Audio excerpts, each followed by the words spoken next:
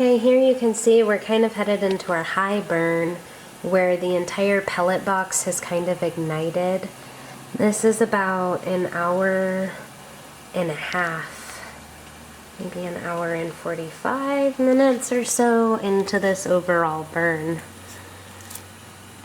And I think next time, because I'm baking, that I really should have moved over, well, maybe like a little more centered, so the heat flow is going back and down and around the oven.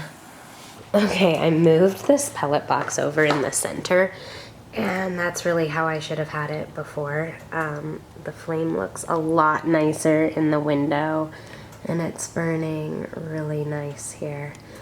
I was almost out, and I just loaded kind of like a quarter along the bottom to get it going hot again to finish out my brownies.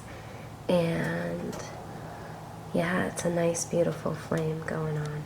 This is what a good hot burn looks like with the pellet box after being reloaded to ignite. So you can see kind of like the whole outside of the box will burn with the airflow.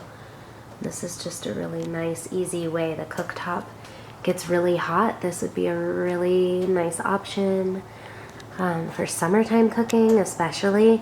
The stove is putting out, I'm gonna say, like at least half the output of what we would be putting out with cordwood, as far as the heat actually coming into the space. So great option if you want to, if this was like your only cooking source.